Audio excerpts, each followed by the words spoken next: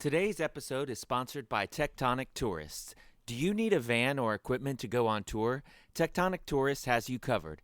Large, reliable vans and great sounding equipment that bands like Metz, City of Caterpillar, Page 99, Chain Cult, Soul Glow, Infant Island, Soft Kill, and many more have used to tour and play all over North America.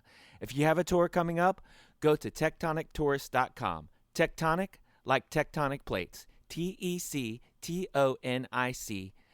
tourist.com.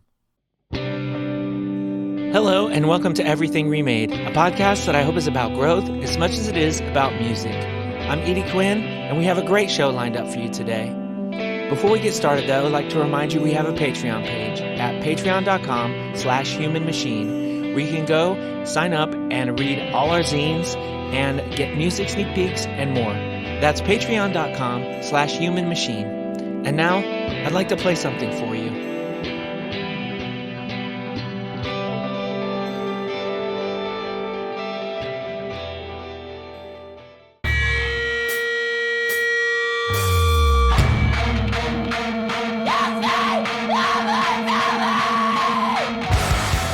You're hearing Loveless by Blind Girls, which is off their new album, And Exit Exists, which was released on my new pal, Paul Hansbarger's label, Persistent Vision Records. Go to persistentvisionrecords.com to find out more.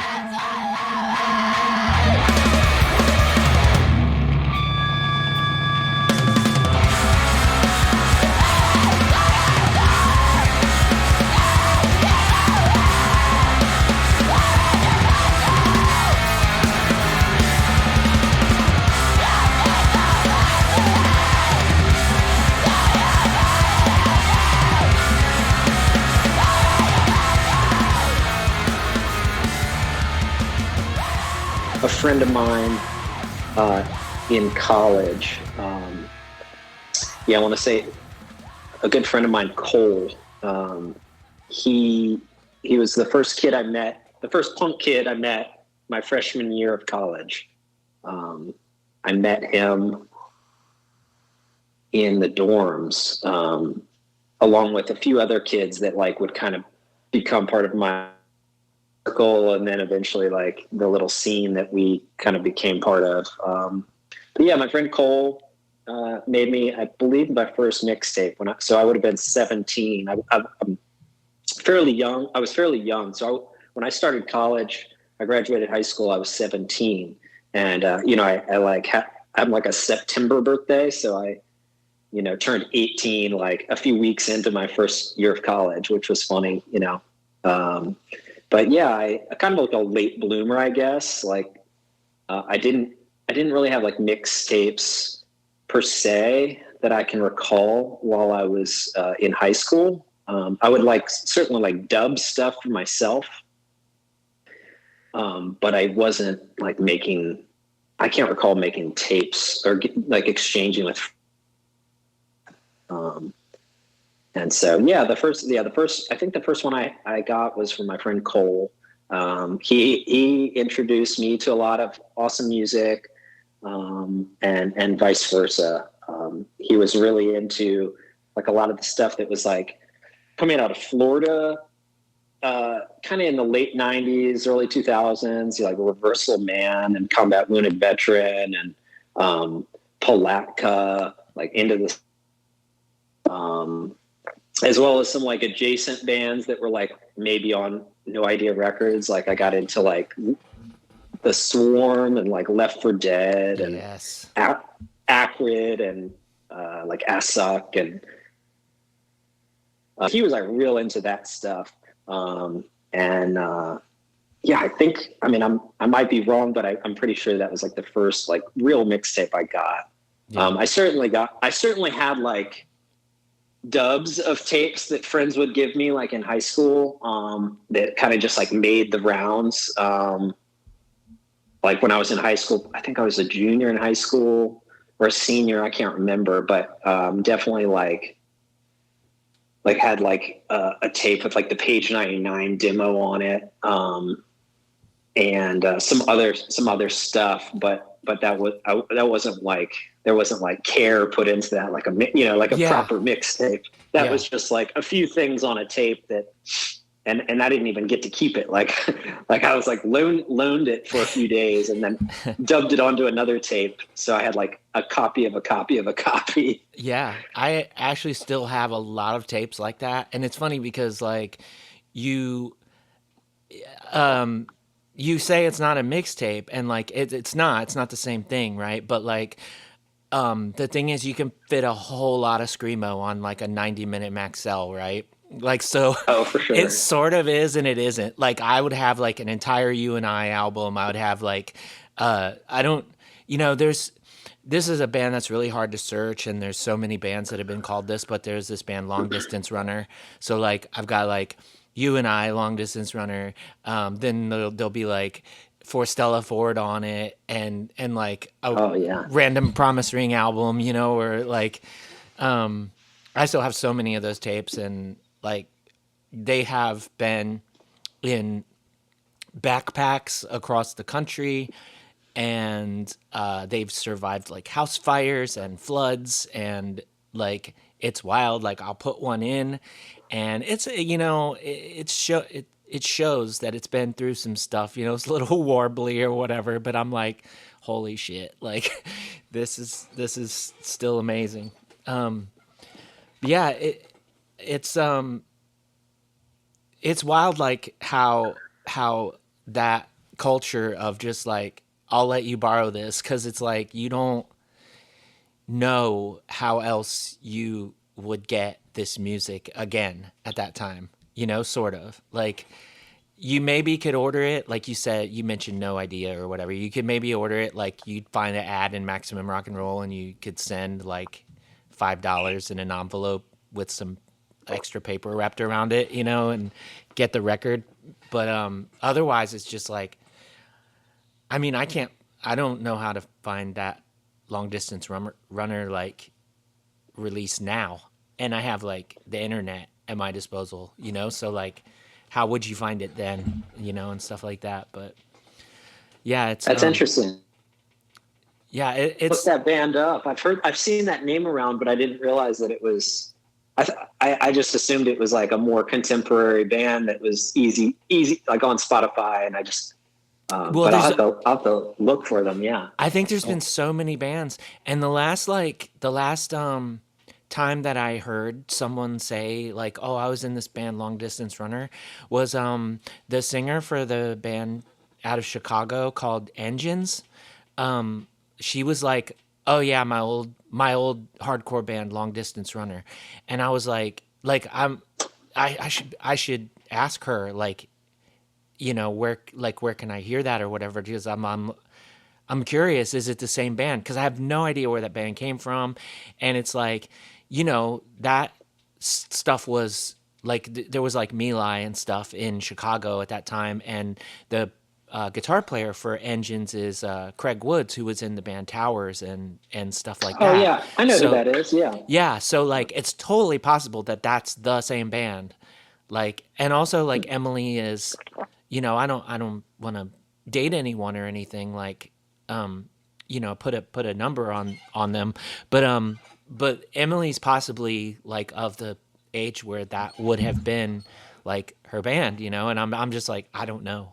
I'd have to, but you Google it, and it's one of those things, like you Google it, you come up with four bands, you know, uh, they're, one of them is like a sort of folk band, or whatever, and the other one is like a Maiden tribute, and you're like, that makes sense, right? Sure. But yeah, just weird, like all the tools at your disposal, and sometimes it's like you still can't find that thing. Like, do you know that band Rinse? They had The name sounds familiar, but no, I don't think I knew who that is. they just had like one 7-inch, and a friend of mine dubbed it. Like we used to, speaking of like college and stuff, like, and when he was in college, I used to go over his apartment like on campus and listen to all his 7-inches. And this one band Rinse, like it was just like the only 7-inch they did. Like no one knew who this band was. I don't know how he got this 7-inch. We used to listen to the 7-inch constantly. There was this one song on it that had this pinch harmonic, and it was just like so sick. And like I spent years trying to find that like on YouTube or just wherever, and finally I was able to find it one time.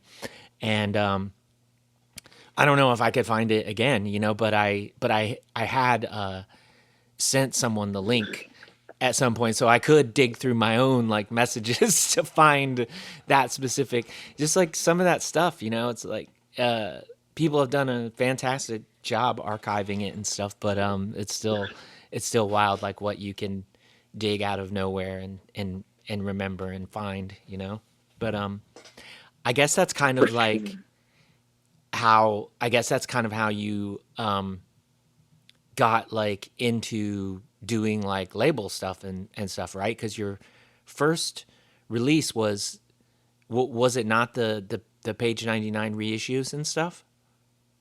Yeah, that was for this label. Yeah, Oh, I forgot I did a label in the early 2000s. So that was my first time around with doing a label. I forgot about that. So talk about that. Like, who was on that label? Yeah, so I started a label in 2002 when I was in college. I started it with actually 4 friends. So there's 5 of us that all chipped in to start a label and put out a release. And so the first release was the Page 99 Circle Takes a Square split 7-inch. Holy moly. So that was like a crazy release to start with, which at the time I will say like Circle Takes a Square were pretty much unheard of. Yeah. They had come, I was living in Richmond, Virginia. That's where I currently live. But they had come through and played my house. I lived in a punk house with my buddy Cole that I mentioned, as well as a few other guys that we were all kind of like art school kids, but also like into DIY punk and hardcore screamo, whatever. But yeah, we did a lot of shows at our house in the early, I think that was 2001 and 2002. And Circle Takes a Square had come through. I can't remember if they played our house on that tour, but they had some Richmond ties. So that was really early on. They had just put out like essentially their demo, which was like a cassette, I think, in a manila envelope with like the photocopy like piece of paper like glued to the front. Sure. And like it came with like a patch or something. It's funny. I listened to, I can't remember. Maybe was it your podcast, or maybe it was Not Just a Phase or something, but they had Drew on there. Yeah. And he talked about their first tour and like making their packaging their demo and stuff. And I'm like always a geek for that kind of stuff. Like I love like the handmade, we were talking about mixtapes. I love like handmade quality of, like the, like demo, it's, things that are screen printed or photocopied. Mm-hmm. But yeah, so Circle Takes a Square was kind of in our sphere, and we approached them and said, "Hey, would you like to do a 7-inch or a split?"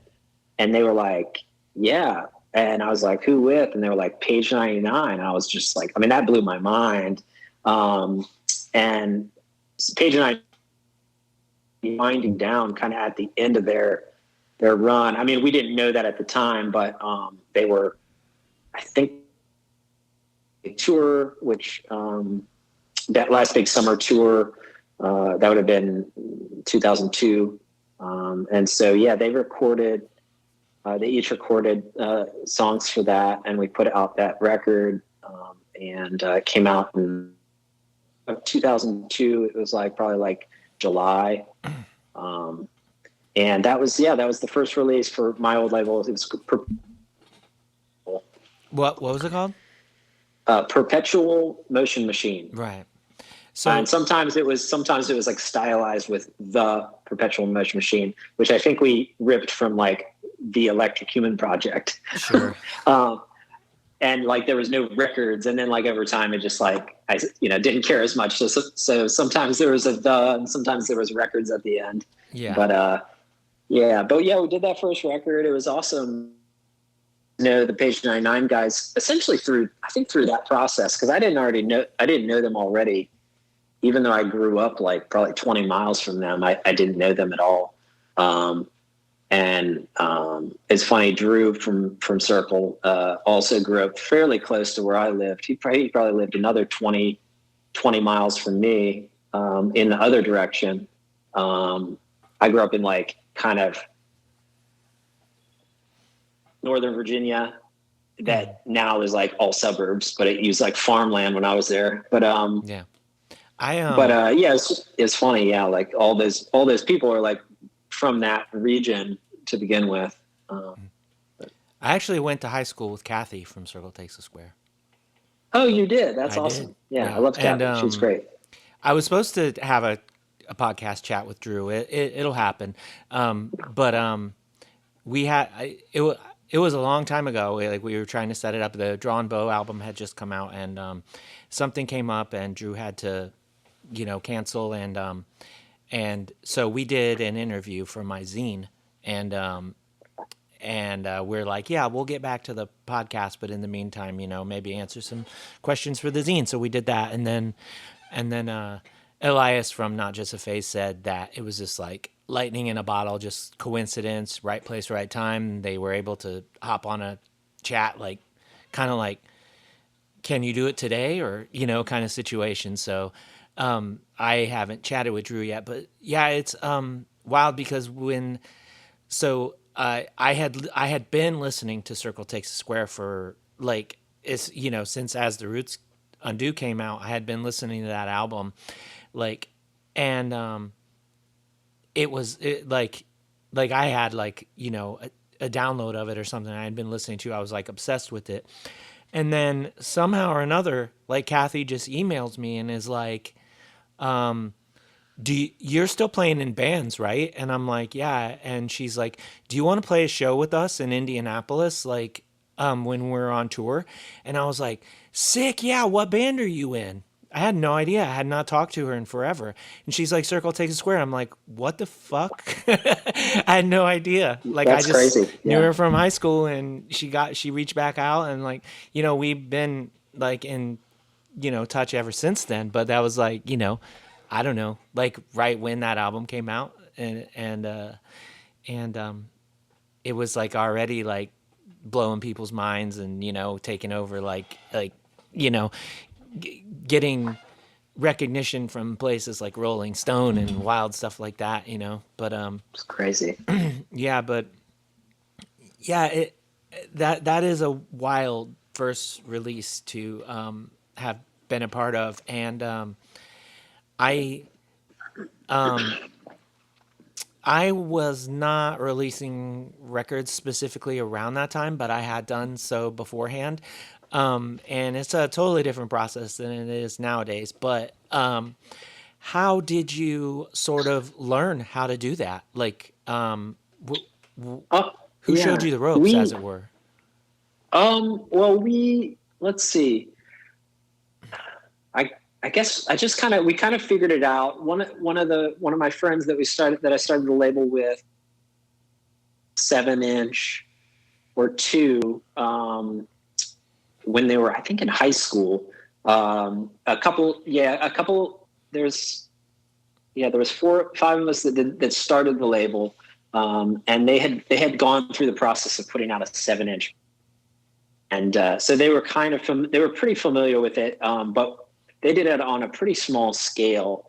And I mean, they were doing like Kinko's like photocopied covers, mm-hmm. and fairly DIY, and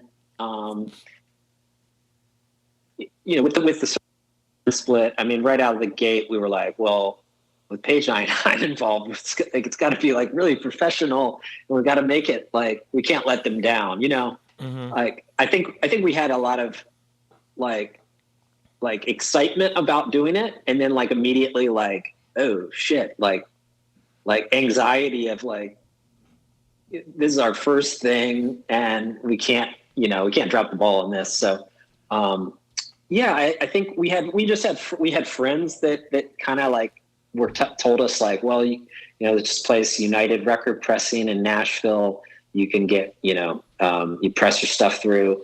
We got our like stamper, our plates and lacquers done through like Aardvark, which I don't even think exists anymore.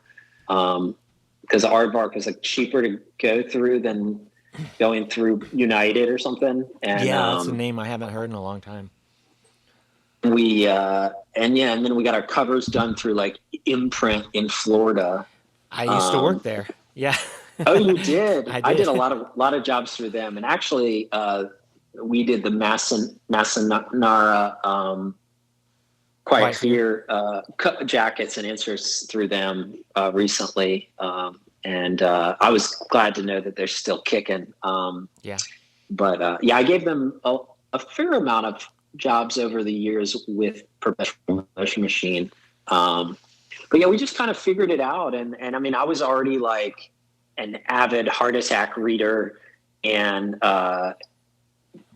was familiar enough with like, all right, well, here's the people we got to hit up to like try and carry it, like No Idea or Ebullition, or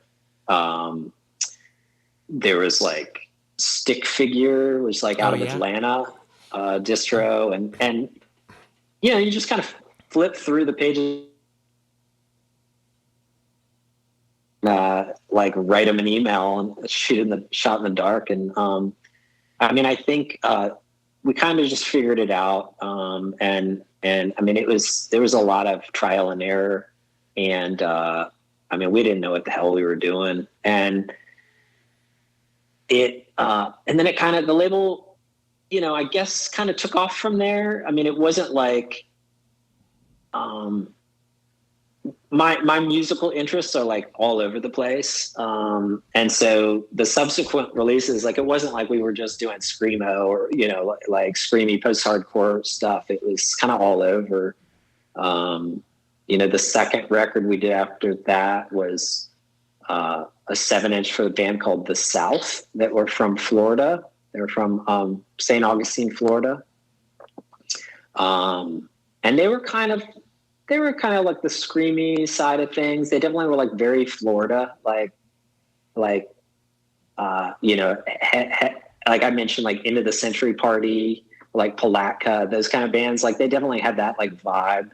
Mm-hmm. They were a 3-piece, like a lot of energy. And I met them through like Richmond bands play in Gainesville or down in Florida, and like connected with them, and ended up doing a 7-inch for them. And then let's see, third release I did like all over the place. I mean, we did a split CD for my friend Chris Terry, who he was the singer of a band called Light the Fuse and Run from Richmond that did some stuff on Level Plane. They did like a split with Hot Cross and Transistor, and but he did like singer-songwriter kind of folky stuff, and we did a split CD with him and a guy named David Dondero that was from the West Coast, that was a singer-songwriter who's like got a little bit of prominence, but totally different, not really punk, like totally different scene. How did you find that people received these different like things that were coming from? I don't know. Like it was like it almost was like there was a different audience for each one. And later on, I feel like the label kind of like found a rhythm, I guess. There's a lot of like trial and error and like, things that maybe flopped or whatever. I think the releases we did after that, the fourth release I did was Stop It, which was a band from here. I don't know if you've ever heard them. They're like awesome post-hardcore like rock, like noise rock, like a little of everything, like heavily DC influenced, I would say. But Robotic Empire did the CD version, and I did the LP version, the vinyl, and I did that, and then a band called Life at These Speeds that was from Portland, Oregon. Kind of similar vibe, very very DC, influence, Rites of Spring, Fugazi kind of vibe. But yeah, so went on from there for a while. But yeah, and then it kind of, I feel like it found a rhythm with that in kind of that like scene, I guess, that post-hardcore kind of screamy stuff. But Yeah. Was the 5-person collective like, was this the thing the whole time, or did it sort of, no, narrow probably after down to about, like, yeah, after about 3 releases, everyone basically bailed, it's just except like, for look, me. we can't do this anymore. Yeah, I think it was like too many cooks in the kitchen, and also just people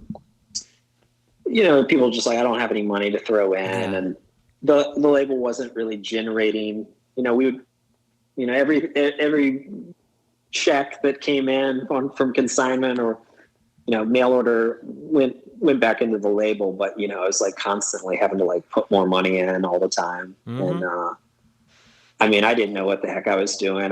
It's funny. I look back at like little ads and flyers I have like archived and saved. And I'm like, well, what, like charging like $7 postage paid for an LP. Yeah. Like, wasn't making anything at all. Like probably losing money. So yeah, I did Perpetual Motion Machine for about 10 years. And, I probably did like about 3 releases a year, maybe. So it wasn't it wasn't terribly active. It got towards the end, probably more active. And then I just kind of like burn out.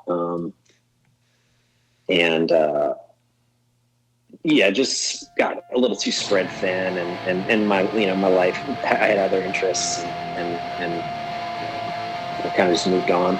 Took a break for a while, I guess.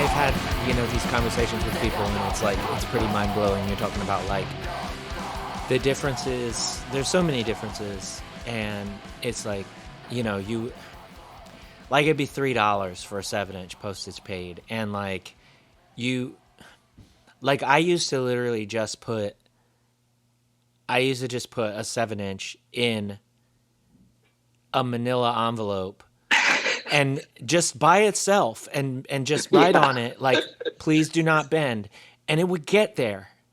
It would get there every time. Oh, totally. It'd be fine. Yeah.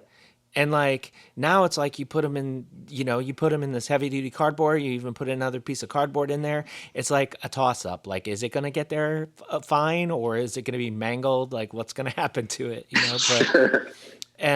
That's funny. Yeah, you weren't in like, when I was doing this back then, and it's just like you all you're thinking is like, how much should I charge so that I will break even?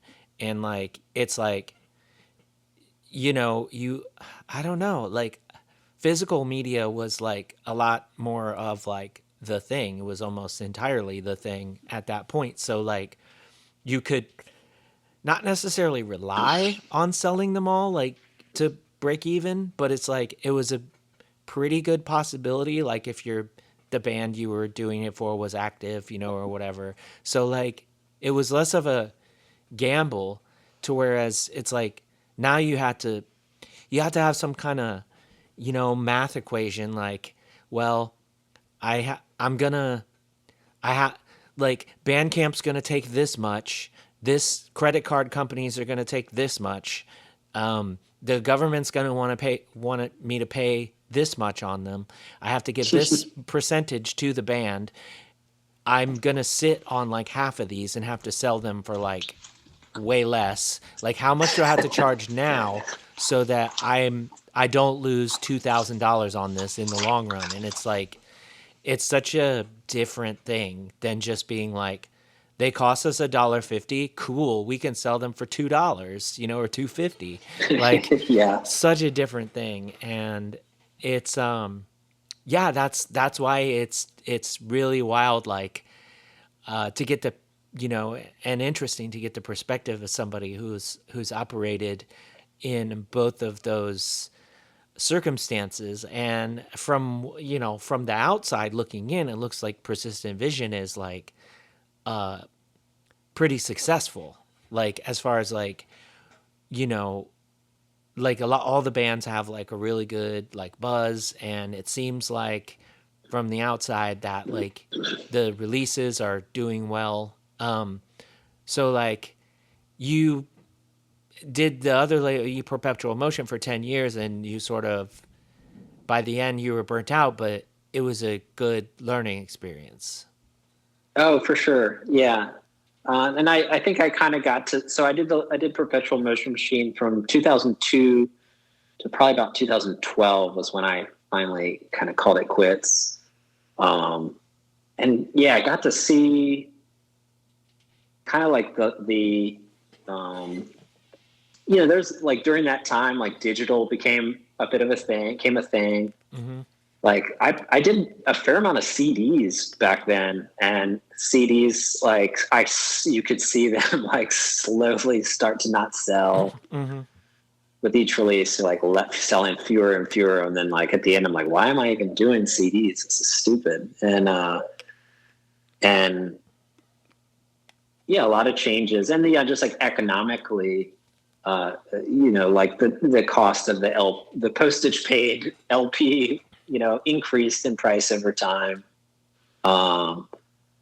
We talked about like, yeah, mailing things and kind of just hoping it'll get there okay. Mm-hmm. I do feel like during that time, like people were okay with like bent corners and stuff like that. Like I look at my record collection from back then, and it's like everything has a dinged corner. Yeah, that's I feel true. like there was like a lot less leeway for that, like later on. Well, you But weren't. yeah, It's like comic books, like back yeah, when your grandfather or whatever was reading comic books, and they literally fold them in half and put them in their back pocket. And it's like, I got gifted an X-Men #4, which is like, it's like one of my like, oh my god, I love this comic so much, right? But like it is in the worst shape of any comic book that I own, because that was the thing. And you didn't, like, you might like trade records with your friend or sell your records to your friend, or like put them in your merch box like when you go on tour, but like it wasn't like listing it on Discog Mint, and sure, like, yeah, so it was a part of it, I think, and like, I mean, yeah, my personal records, like I do have some, I do have a lot that at some point I was like, okay, I guess I should actually start taking care of these things.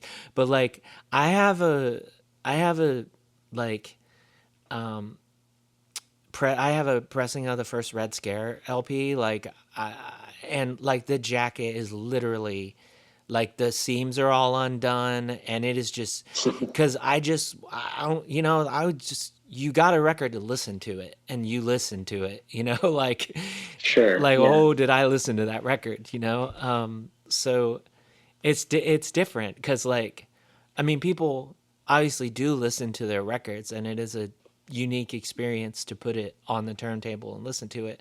But like, probably most of the time, even if you buy a record, if you're just casually like, I want to listen to that record, you're not going to put it on vinyl.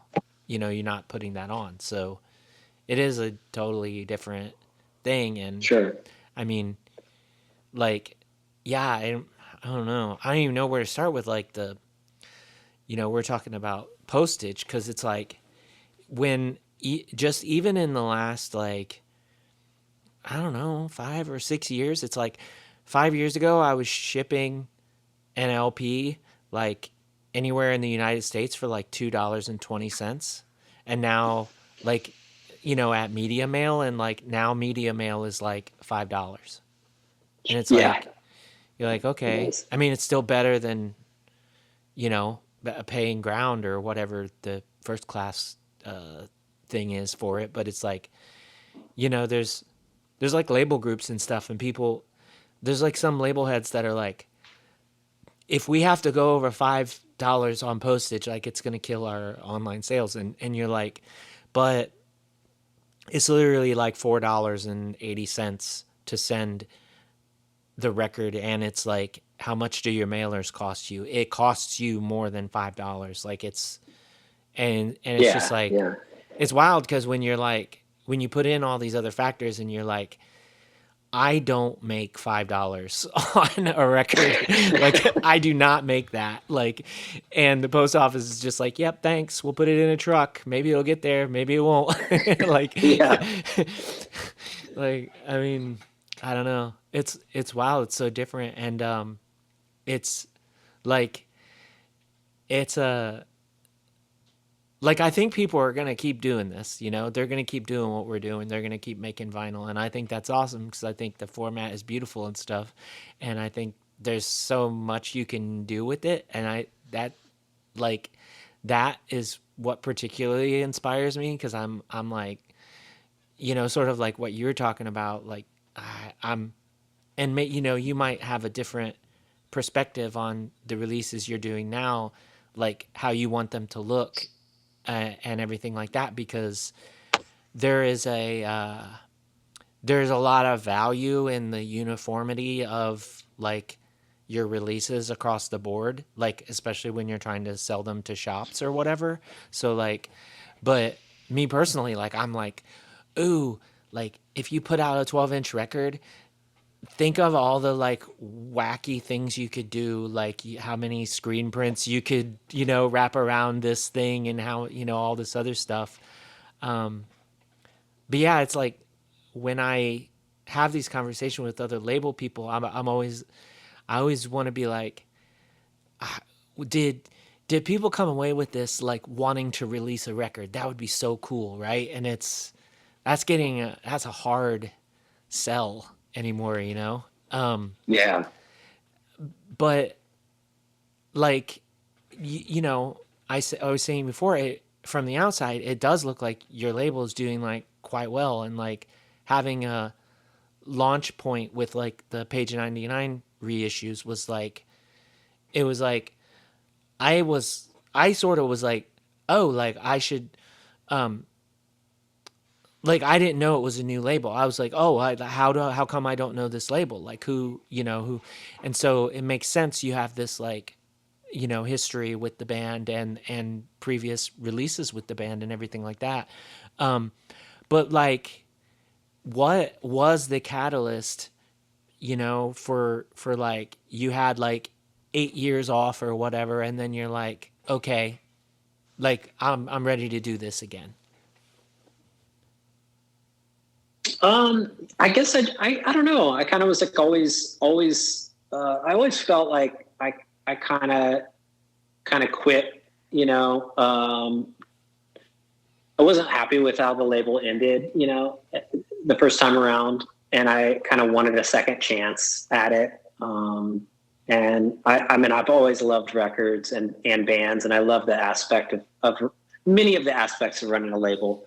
There's a lot of headaches with it too, but I love the creative side of it, packaging and like the vinyl.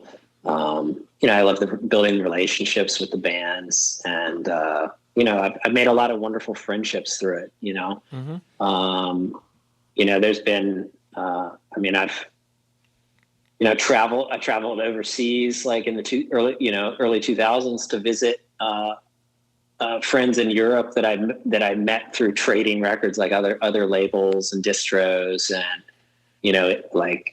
stayed with La Quiete member and Raein members in Italy, and got to see shows on tour in Europe and stuff like that, and so I made a lot of meaningful relationships. So I miss that, I guess.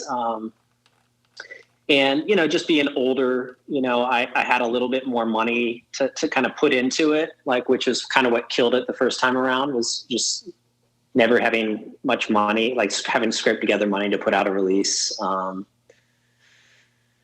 then just like being in a place where like I feel like I could put my heart and soul into it. Like I'm I have a family and kids, but like I also have like time. I guess I was maybe looking for a bit of a hobby, and looking for something to do with my time a little bit. And I just obviously like passionate about the bands and the music.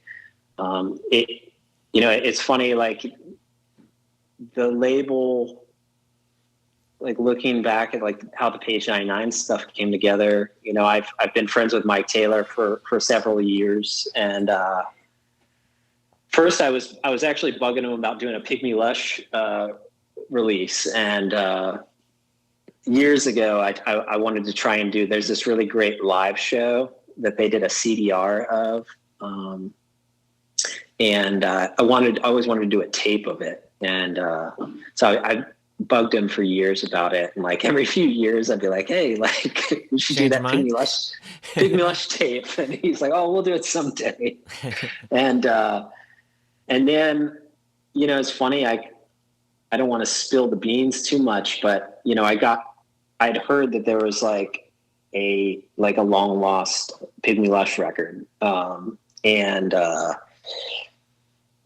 I started bugging him. I was like, Mike, what's going on with that Pygmy Lush record? And I was like, is anyone going to release that? You should, and so it was, the original conversation was bugging him about this unreleased Pygmy Lush music, and then that ended up turning into, by the way, like what's going on with like Document 8? That thing hasn't been repressed in years. Like what's and so that conversation turned into, well, maybe it needs a new home, and we started talking about the Page 99 material. And so there's just like a lot of things at once, like, and it kind of just snowballed into, well, I guess I'm going to start a label again. Yeah. Well, it's like the bands that you have worked with and are working with, like, are like they're from all over the place, and like that. I wonder have you seen like all these bands play live? Have you met them? Like how do you sort of like, you just hear something you like and you reach out, or is there a sort of getting to know the people involved process, or how do you come to work with the bands that you've worked with? Is it different every time? I guess it's been a little different every time. I got into like Habak, for example, and around the time when I was, we were starting work on the Page 99 reissues, I saw that they were doing a split with Lagrimas, and it came out like digitally, and just like self-release. The bands release it on themselves digitally and like a CD. And I just was like, hey, I found your band. I've never seen you live, but this is just incredible music, and I feel like it feels very familiar, and it feels like it would be a good fit. Like, I was like, you don't know me, but like, I was like, I'm starting a new label. I used to run this old label with some bands you may or may not have heard of, and I would love to put out a 12-inch of this if you'd be interested. And like that. So I had never seen either of those bands, and that's kind of how that came about. I was able to meet them when they came through on tour, Habak, and they were quite Fear, and Masonera last summer. Right. Right. After they did like New Friends Fest, they kind of did an East Coast tour and came down here. So I was able to meet them in person and stuff. But that was like, the record was already out by that point, or had just come out. And then, yeah, like the Masonera Quiet Fear split, they reached out to me. Like, they were like, hey, we saw the Habak split, and like, we were looking for a home for this. Like, would you like to put it out? Like, and I was like, yeah, absolutely. Like, both your bands rule. And like, this would be an awesome split. And so some of it's kind of like serendipitous, I guess. And there's been some random, like, I did like a Flexi 7-inch for Hexus from Europe. And I'd never met them and never seen them live. And I just liked their music, and their last album was awesome. And we did a Flexi of some live stuff. And then I was able to, I did a show for them here when they came through, and met them finally in person. But that was back in the wintertime. But yeah, it's like it's a mixture, it's a mixture of stuff. Like Prisoner, who are from here in Richmond, I've known one of their members, Adam. I've known him for 20 plus years. He played in a band called Mass Movement of the Moth that I did a record. Shit. Yeah. I did a record for them on Perpetual Motion Machine, almost 20 years ago. That band was fucking sick. Yeah. He does like the keyboard kind of electronics person in that band, and then he does kind of similar gig in Prisoner, like synth and noise and samples and stuff like that. They've toured with my friend's band Listless a couple times, I think, maybe, or played with them a lot, and I've still not listened to them. I need to fix that. Oh, you got to check them out. Yeah, it's not like, it's not personal. I just like don't I don't listen to music like on my phone, because I don't the headphone jack doesn't work. Oh, sure. So like I had to go to my like sit down home computer and like open up YouTube or Bandcamp or something and listen to it on my home computer to like listen to music. So it's like like sometimes like I'll listen to, like, if a friend sends me something real quick, like I'll plug into my iPad and listen. But I'm mostly on my iPad, like I'm drawing. So I don't, it's just listening to new stuff is chaotic for me. It's like all at once, right? And it's usually like, oh, like here's 7 things that my different friends have released. I'm going to sit down and like go through the Bandcamp links right now, and I've just like, I miss stuff. But I'm definitely have to check that out, because Mass Movement of the Moth was like the person I started Coma Regalia with and myself, like, were the only people that ever talked about that band, like, back in whenever it was, and that's one of those things. It's like Light the Fuse and Run, and like I was talking, we were talking about that earlier, and then you find out like someone you're chatting with was in that band, and you're like, oh, right. Like, it's just wild. Yeah, like I'll just go through the list of the bands that you have released or are releasing, and then we'll start sort of talking about the fest, because I want to hear Sure. about that as well. But like, you've got the new Blind Girls coming out, you've got the new Respire, as well as you repress Dyname. Of course, Page 99, who's always going out there and playing these killer shows and donating the money to various charities, which is fantastic. Masanera, Habak, Fjorn, I've not heard. Goetia, I've not heard. Prisoner Vigil and Private Hell, those are all Richmond bands, and so I'm assuming you've known them for a while. And then, of course, there's like Quiet Fear, Hexus we talked about, and Wreath. I probably missed some. That's just like, that was what was on your Bandcamp. But like, speaking of Bandcamp, you don't sell on Bandcamp. Is there like a bigger, is it just like, hey, why do they get 10% of just a merchant item, or is it just like, no, I have a store on Bandcamp. oh, you do? Yeah.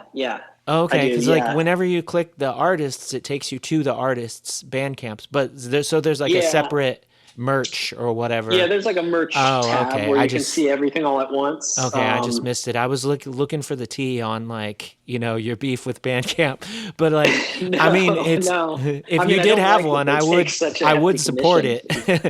Yeah. Like, I personally have beef with them as well as a lot of people do, especially now that they've changed the way that they pay everyone and stuff. But but like, it's like, it's still, to me, it's still it's the candy aisle at the checkout stand, right? It's like, people buy from Bandcamp way more because they're already there or whatever, kind of thing. At least that's how it works on my label. Yeah. Like, no one goes to my web store anymore, and that's probably understandable because it's store envy, and store envy's like, the way they charge people based on how much they order is kind of wild sometimes. But it's like, I don't know, the companies, they're either going to get you or they're going to get the customer. Like, they're going to get somebody though. That's sure. That's how they work. They're going to get their money.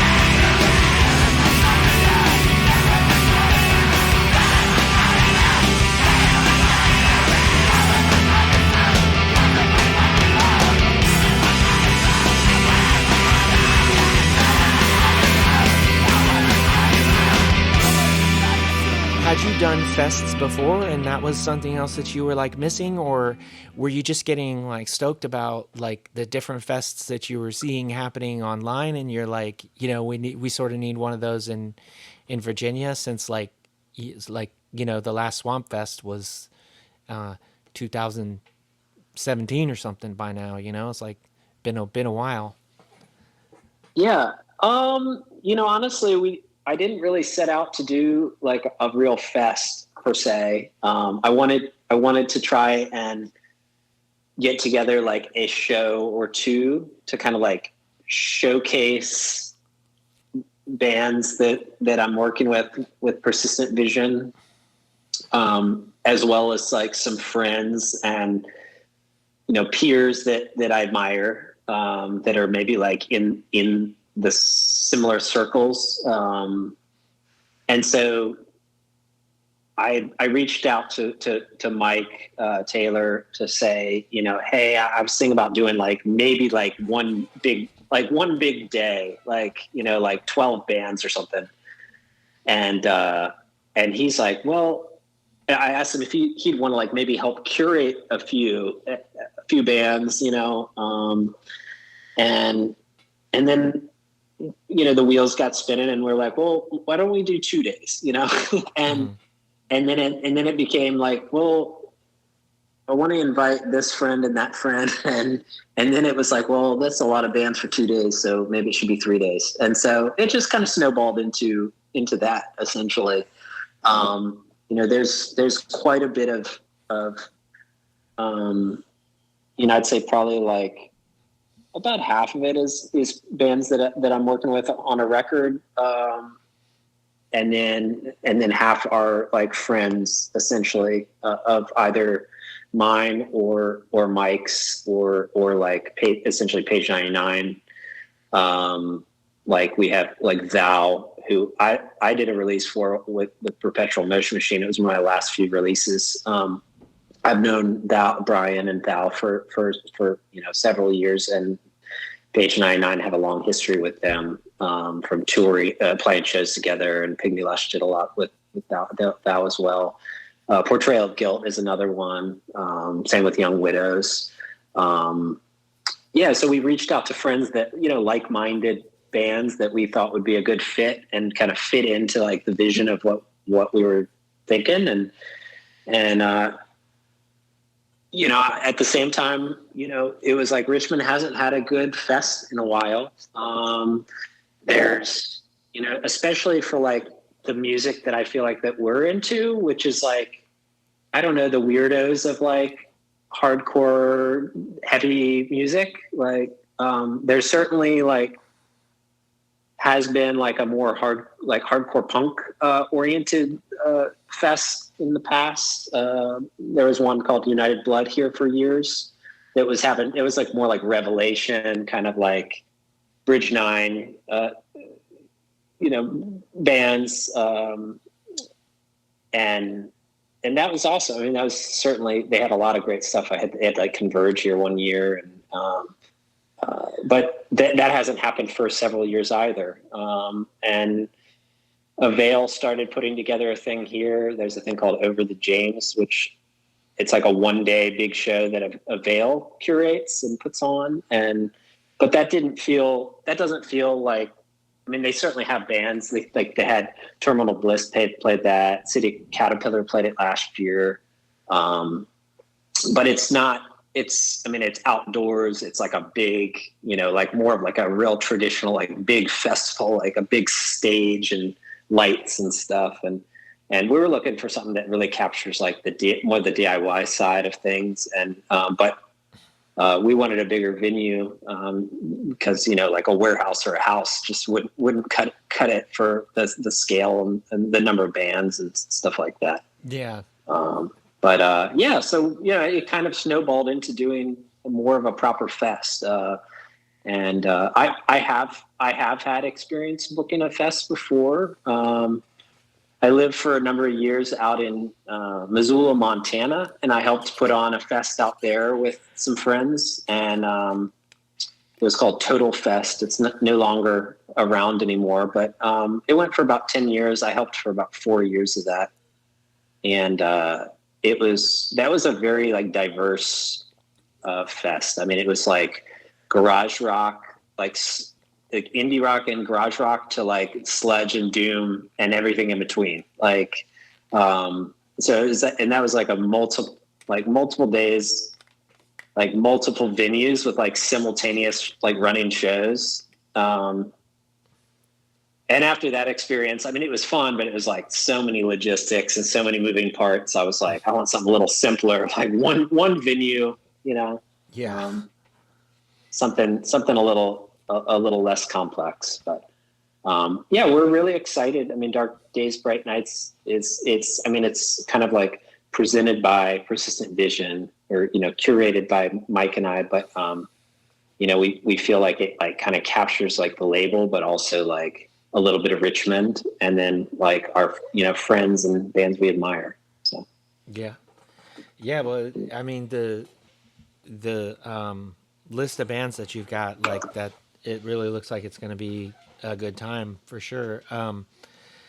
I wish I could get down to Richmond just in general. It's been too long since I've been there, but it would be, excuse me, it would have been awesome to be able to go to that. But I am not in a position to really travel very far these days for something like that. But like, I mean, when we played those fests last year, like we had to just like drive there and then drive straight back, which was going into Canada and coming back the same day was pretty wild. But I'll do it again. I'm ready.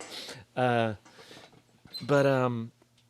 yeah, like you said you didn't want to spill the beans on any on a release in particular, or a possible release in particular, but you have a lot of records that are sort of in pre-order mode and stuff like that at the moment. So like what is going on in Persistent Vision headquarters, as it were, that you can spill the beans on, whether it's like what, like run the list of like the pre-orders you got open now and other stuff that you can talk about.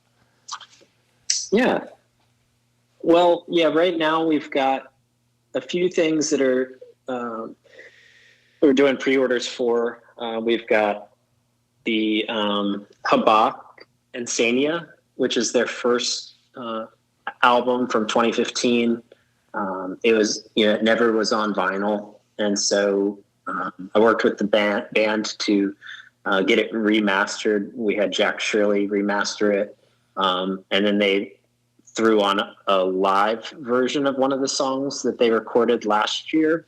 And they actually said I think they liked that version of that better than the original. Like they were never happy maybe with like the mixing of the drums or something like that.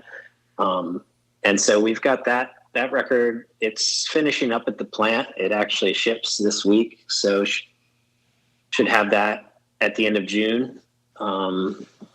And Habak's headed to Europe at the end of June. So they'll have that. And then they're going to play Dark Days, Bright Nights. So they'll have it here. And I think they've got a few more shows set for the fall.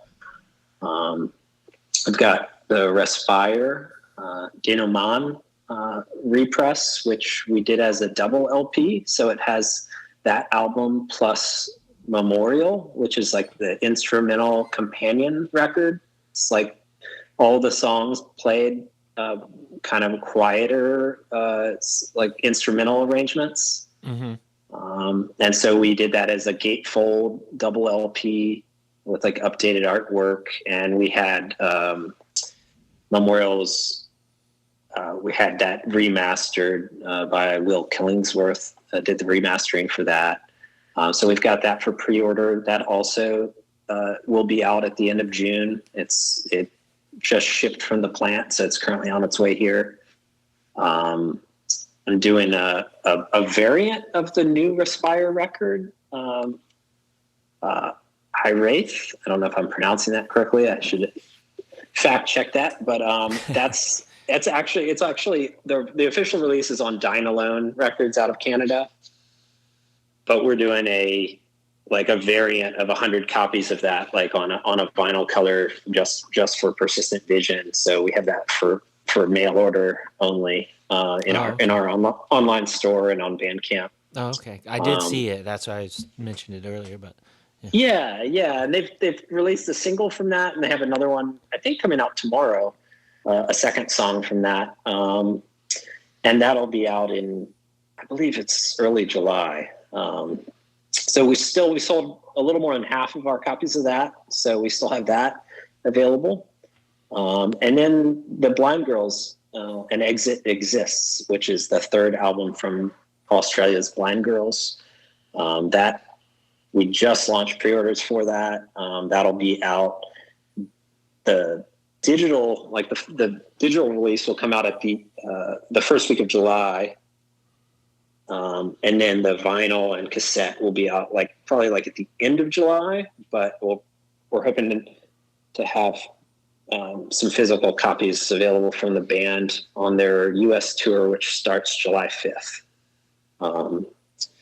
So they're doing a West Coast, kind of from Seattle down the coast, and then all the way to Houston, Texas, and then they fly from Houston to Richmond, and then they're touring from and then Heavenly Blue is meeting them in Richmond, and then they're doing the East Coast up to New Friends Fest, and then they fly back to Australia. So hopefully we'll have copies for that. Crossing our fingers, but that's an awesome record. It's Blind Girls. If you haven't heard them, check out their previous records, Residue and The Weight of Everything, and you can stream one of the songs from this upcoming LP on Spotify and Bandcamp and everything else. Yeah, I checked it out. It's heavy as hell. It's heavy, yeah. And we're going to do another single next week. So next Friday, I believe that the 21st, we have the second song from the album. That'll already be out by the time folks are listening dropping. to this. So yeah. And that's what we currently have for pre-order. I can spill the beans on two releases that we're going to announce this week or early next week. So I'm doing two records for Raein from Italy. They're Il Naya Paste Orchestra LP. Mm-hmm. And then we're doing a collection LP, which has all their split 7 inches, like the split with Funeral Diner and Phoenix Bodies. Phoenix Bodies and Loma Prieta and Ampere and Dietro, and then it also has their early 7-inch, just standalone 7-inch. So that'll have all new artwork, and we got all that remastered, and so both of those records will be launching for pre-order, I think next week, I believe on the 17th, June 17th. So. And they'll have copies of those at New Friends Fest as well. And then,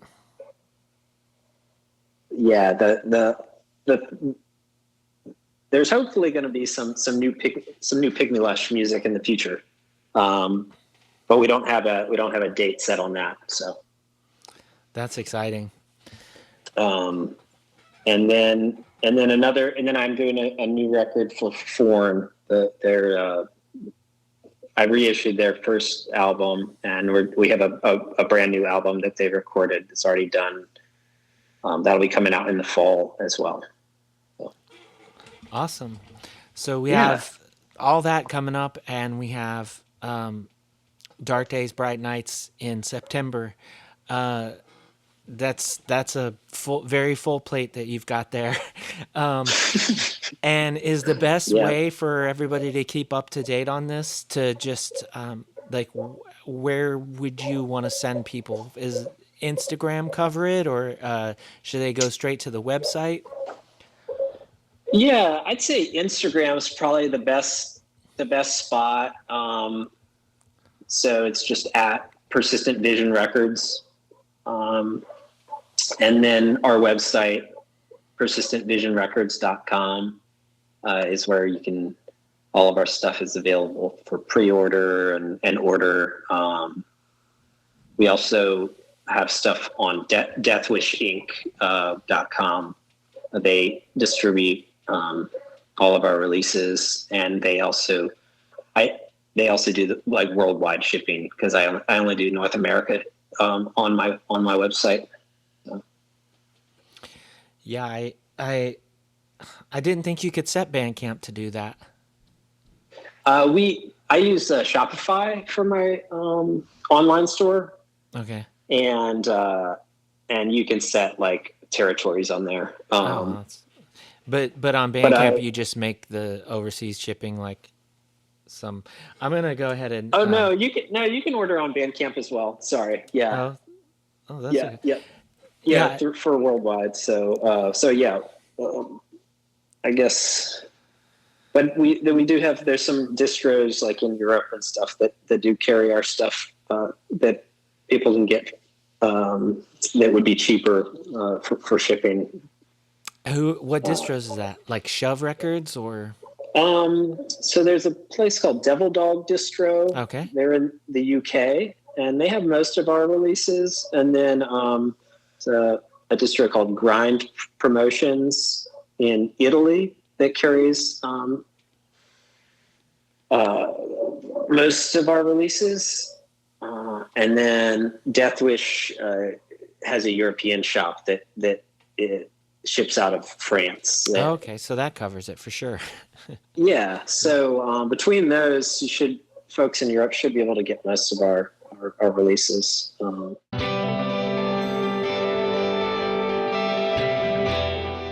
And that was my conversation with Paul Hansbarger. Thank you so much, Paul, for taking the time to chat with me. It was great getting to hear some of those stories. Thanks to all of y'all for listening wherever you are as well. I hope your day is going wonderfully. Until next time, take care and do good things.